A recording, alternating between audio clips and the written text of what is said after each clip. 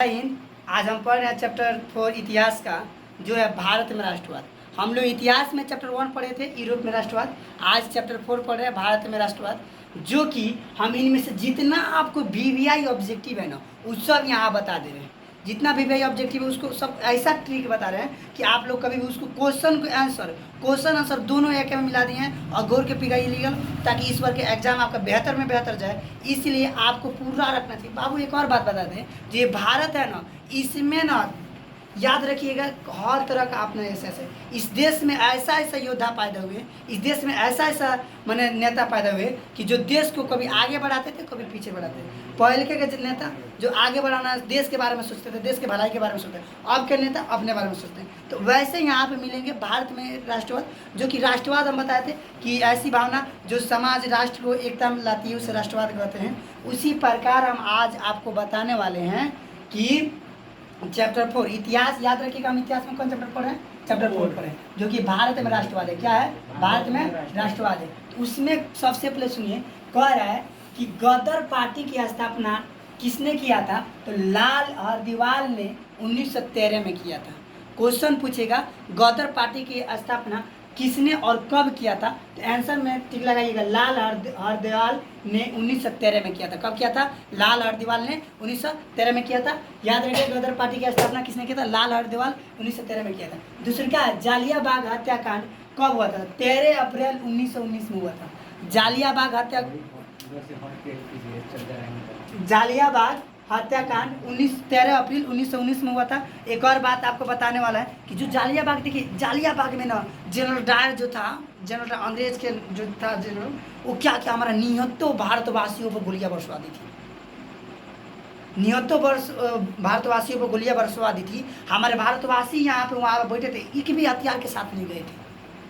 बेचारा भारत के लोग कितने मासूम होते हैं यार, एक भी हथियार के साथ नहीं गए थे। वो अपने में बात करने के लिए वहाँ बैठ गए। हाँ, तो देखिए भारत चुप रहता है, इसलिए डरता नहीं है किसी से। बस चुप रहता है कि हमारे अंदर से गलती ना हो, हम किसी के ऊपर वार ना करें। ना तो अगर भारत वार करे ना तो कोनो देशवा ना जिंदा रहेगा, सब देशवा का अपने में छितिया आ जाएगा। अगर भारत को भारत मत समझना, पहले का भारत था तो पहले भारत कमजोर नहीं था। सबसे ज़्यादा अंग्रेज के विरुद्ध में आंदोलन करने वाला भारत ही एक ऐसा देश है। सबसे ज़्यादा, सबसे प्रथम शुरुआत किया था आंदोलन, वही किया था अंग्रेज के प्रति एथी करने के लिए। इसमें भारत में जो था ना, जालियांवाला बाग हत्याकांड के बाद 2 दल बनाया गया, एक नरम दल, एक गरम दल। नरम दल, एक गरम दल। गरम दल और नरम दल।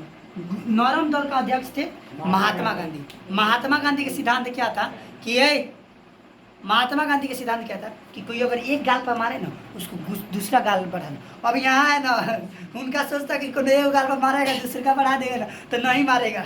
हाँ, अब देख लो, अब एक गाल बढ़ेगा ना दूसरे को बढ़ेगा ना तो औरों मारेगा। कह रहा है कमजोर है कि तो पीटते चल जाएगा, उसी कोई लिमिट नहीं है। तो इसलिए महात्मा गांधी का क्या सिद्धांत था कि एक गाल पर कोई मारना चाहे तो दूसरे की गाल बढ़ाएगी। यानी कोई भी काम हिंसा से ना करके अहिंसा को दूर रखे, हिंसा को अपनाए। इसीलिए उनका काम ये था कि जो काम था नरोत्तम, उनका मन का नाम था कि हम लोग प्यार से, प्रेम से, अपने भावनाओं से सबको बदलेंगे। लेकिन गरम दल का अध्यक्ष थे चंद्रशेखर आज़ाद सिंह। कि कौन था? चंद्रशेखर आज़ाद सिंह। वे जो थे ना, वो किसी भी को कितनों मोटा का ना हो, कितनों बाजार का ना हो, उसकी एक बार से पकड़ लेते थे ना, ससुरा कुड़कुड़ा के मर जाता था। एक बार यहाँ पकड़ ले, ओ मर जाता था, कुड़कुड़ा जाता था। याद रखिए, गरम दल का अध्यक्ष कौन थे? चंद्रशेखर आज़ाद सिंह थे।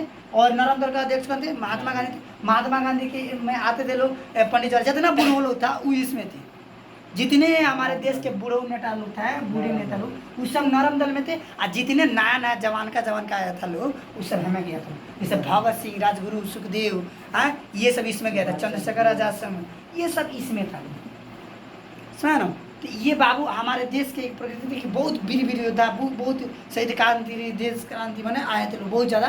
तो उसके बाद कहा कि जालियांवाला बाग जो था 1913 अप्रैल 1919 में जो लोग गए थे ना, एक पार्क था, उस पार्क में जाकर बैठे हुए थे, अपना मीटिंग कर रहे थे, अपने बारे में डिस्कस कर रहे थे, बात कर रहे थे। तो क्या वो जनरल डायर की बात पता चले, तो उसने कहा कि सभी जितने भी यहाँ बैठे हो ना, उस सबको वाह वाह मार दो। ससुरा अपने पटन लेकर आया, हिजो करता आया और कहा आ गया, सब कुछ सज दिया। एक ही गेट था उसमें से निकलने के लिए, और एक गेट था जो बंद हो चुका था। याद रखिएगा जालियांवाला बाग हत्याकांड जो पार्क में हुआ था, उस पार्क में मात्र एक गेट सामने वाला था, एक गेट सामने वाला था और एक गेट जो पीछे वाला था वो बंद था।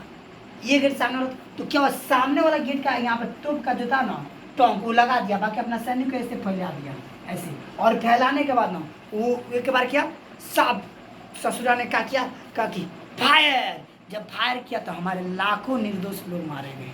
कोई कोई गोली से बचना चाहता था तो उसी के बीच में इनार था, तो इनार के बीच में जाकर कूद जाता था, एक के ऊपर एक के ऊपर कूद के उसमें मर जाता था। कोई भाग दौड़ में मर जाता, कितना किचाड़ के मर गया तो, कितना बच्चा ऐसे ही मर गया तो, लेकिन लाखों लोग मर गए, लाखों लोग मर गए वहां पे। जब उसने जनरल राय ने गोलियां चलवाई थी तो लाखों निर्दोष लोग मर गया, खून का थप्पा थप्पा, आज भी जाओगे ना तो खून का थप्पा थप्पा मिलेगा वहां पे, इतने लाखों लोग मरे थे। ससुरा समझ में नहीं आ रहा था कि कहाँ से कैसे किया यार, तुमको कोई लड़ने थोड़ी जा गया था, अपना में बात करो, अपना में ससुरा चलवा दिया था गोली। तो वहां पे भगत सिंह ने आया थे, भगत सिंह मात्र उस समय 12 साल के थे, कितने साल के थे, 12 साल के थे। तो 12 साल जब आए थे उस पार्क में तो देखा कि अरे बाप रे, मेरे इतने भारतवासी यहाँ पे मरे पड़े हैं, ससुरा ये अंग्रेजों का हमने छोड़ा। तो वो एक शीशी उठाए, बोतल उठाए, उस बोतल में माटी भरने लगे, वहाँ का माटी भरने लगे। तो माटी भरने लगे, वहाँ पर माटी जब भरने लगे तो उन्होंने कहा कि मैं कसम खाता हूँ, मैं कसम खाता हूँ कि इन अंग्रेजों को मार कर ना भगाऊंगा तो मेरा नाम बदल देना। तो उन्होंने वहीं से अपना क्रांति, 12 साल के इतना उसमें रुसवा जुनून, और वो जुनून कूट कूट के भरा, अंग्रेज के प्रति विद्रोह भरने लगा, अंदर से उत्साह आने लगा कि अंग्रेज से लड़ना है, सामना करना है, ऐसा करना वैसा करना, खूब आने लगा, खूब आने लगा। तो वही आगे चल के वही भगत सिंह ने जाकर गरम दल अपनाया, नरम दल नहीं, गरम दल अपनाया, चंद्रशेखर सिंह आज़ाद, चंद्रशेखर आज़ाद सिंह अपनाया। तो यही हुआ था कि जलियांवाला बाग हत्याकांड कब हुआ था, 13 अप्रैल 1919 में हुआ था। उसके बाद लखनऊ समझौता कब हुआ था, तो 1913 में हुआ था। ऑब्जेक्टिव पूछेगा लखनऊ समझौता कब हुआ था, 1913 में हुआ था। उसके बाद असहयोग आंदोलन का प्रस्ताव कांग्रेस के सितंबर, यानी कांग्रेस के सितंबर 1920 में कलकत्ता अधिवेशन में पारित हुआ था। पूछेगा असहयोग आंदोलन कब और कहाँ हुआ था, और पूछेगा असहयोग आंदोलन कब और कहाँ पारित हुआ था। तो याद रखिएगा 1920 में, सितंबर 1920 में कलकत्ता में हुआ था, सितंबर 1920 में कलकत्ता में हुआ था, समझे ना। उसके बाद कर सविनय भारत में खिलाफत आंदोलन 1920 किस देश के साथ हुआ था, तुर्की देश के साथ हुआ था। किस देश के साथ हुआ था, तुर्की देश के साथ हुआ था। याद रखिएगा हमेशा कि भारत में खिलाफत आंदोलन कब और किस देश के साथ हुआ था, तो 1920 तुर्की देश के साथ हुआ था। किसके साथ हुआ था, 1920 तुर्की देश के साथ हुआ था।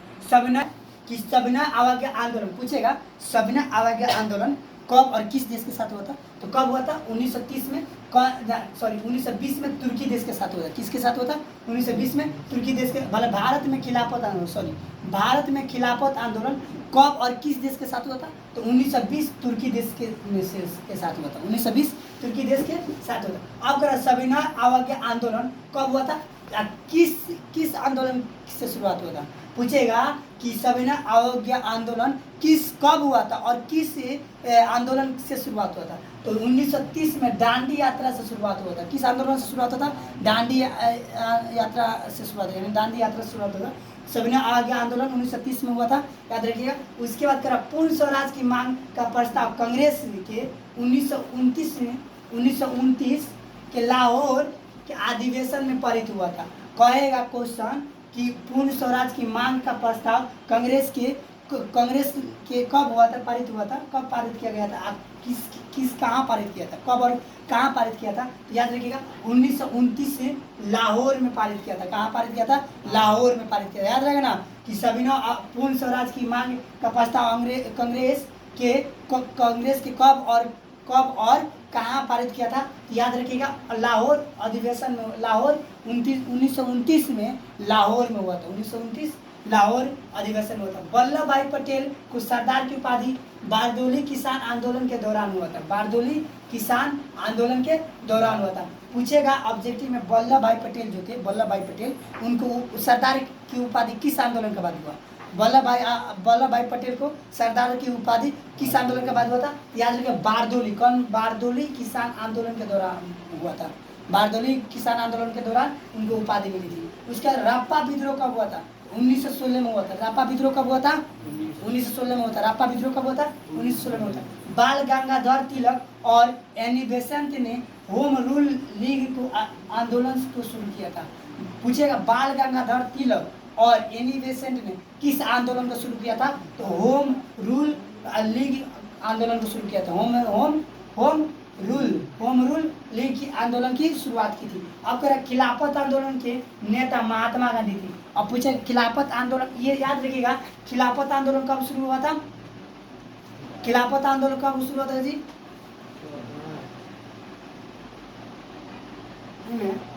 कहे खिलाफत आंदोलन के नेता कौन थे? तो महात्मा गांधी थे। कौन थे? महात्मा गांधी थे। याद रखिए खिलाफत आंदोलन के नेता कौन थे? महात्मा गांधी थे। अब कहेगा कि 12 फरवरी 1922 को असहयोग आंदोलन का स्थापित हुआ। पूछेगा असहयोग आंदोलन का स्थापित कब हुआ था? असहयोग आंदोलन का स्थापित कब हुआ था? तो याद रखिएगा 12 फरवरी 1922 में होता। 12 फरवरी 1922 में होता असहयोग आंदोलन का स्थापित हुआ था। अब कह रहा है साइमन कसीमन के अध्यक्ष सर जॉन साइमन थे। यानी कह रहा है कि साइमन कसीमन के अध्यक्ष कौन थे? साइमन कमीशन के अध्यक्ष कौन थे? सर जॉन साइमन थे। कौन थे? सर जॉन साइमन थे। यानी साइमन कमीशन के अध्यक्ष कौन थे? सर जॉन साइमन थे। भारतीय राष्ट्रीय कांग्रेस के पहले अध्यक्ष कौन थे? WC बनर्जी। कौन थे? WC बनर्जी। याद रखिएगा यहाँ क्वेश्चन है भारतीय राष्ट्रीय कांग्रेस के पहले अध्यक्ष, इसके जगह पर कौन लगा दीजिएगा, कौन थे? तो WC बनर्जी थे। कौन थे? WC बनर्जी थे। याद रखिएगा भारतीय राष्ट्रीय कांग्रेस के पहले अध्यक्ष कौन थे? WC बनर्जी थे। अब करा 11 अप्रैल 1936 को अखिल भारतीय किसान सभा का गठन हुआ था। पूछेगा क्वेश्चन अखिल भारतीय किसान का सभा का आंदोलन कब हुआ था? पूछेगा अखिल भारतीय किसान सभा का गठन कब हुआ था? अखिल भारतीय किसान सभा का गठन कब हुआ था? तो 11 अप्रैल 1936 में हुआ था। कब हुआ था? 11 अप्रैल 1936 में हुआ था। याद रहेगा ना सबको कि अखिल भारतीय किसान सभा का गठन कब हुआ था? 11 अप्रैल 1936 में हुआ था। अब कहेगा उड़ीसा में 1914 में खोद विद्रोह हुआ था। पूछेगा उड़ीसा में कौन सा विद्रोह हुआ था? तो खोद विद्रोह हुआ था। कौन विद्रोह हुआ था? खोद विद्रोह हुआ था। अब कब हुआ था? तो 1914 में हुआ था। कब हुआ था? 1914। उड़ीसा में 1914 में खोद विद्रोह हुआ था। याद रहेगा ना। गांधीवादी चरण कब से कब चला? 1919 से 1947 तक चला। गांधीवाद पूछेगा ऑब्जेक्टिव में कि गांधीवादी चरण कब से कब चला? तो 1919 से 1947 तक चला। कब चला? 1919 से 1947 तक चला। चौरा चौरी हत्याकांड घटना कब से कब चला था? 5 फरवरी 1922 में शुरू हुआ था। कब शुरू हुआ था? 5 फरवरी 1922 में शुरू हुआ था। चौरा चौरी हत्याकांड घटना कब शुरू हुआ था? 5 फरवरी 1922 में। मोपला विद्रोह कब कहाँ हुआ था? केरल में हुआ था। कहाँ हुआ था? केरल में हुआ था। मोपला विद्रोह कहाँ हुआ था? केरल में हुआ था। चलिए हम आपको जितनी भी ऑब्जेक्टिव हैं जो बता दिए, ठीक है ना। ये मेन ऑब्जेक्टिव है चैप्टर 4 का, इतिहास चैप्टर 4 का। याद रहेगा ना चैप्टर 4 के मेन ऑब्जेक्टिव ये है जो हम आपको बता दिए। नेक्स्ट वीडियो में हम आपको बताने वाले चैप्टर 4 के जितने भी 20 शब्द वाले संख्या है, 20 शब्द वाले जितने भी माने उत्तर है, उस सब आपको देख कराने वाला है। उसके बाद इस बात को लेते हुए याद रखिएगा इतिहास हम कौन चैप्टर पढ़े? चैप्टर 4 भारत में राष्ट्रवाद। कौन चैप्टर पढ़े? भारत में राष्ट्रवाद। कोई दिक्कत? इस बात को लेते हुए चलिए।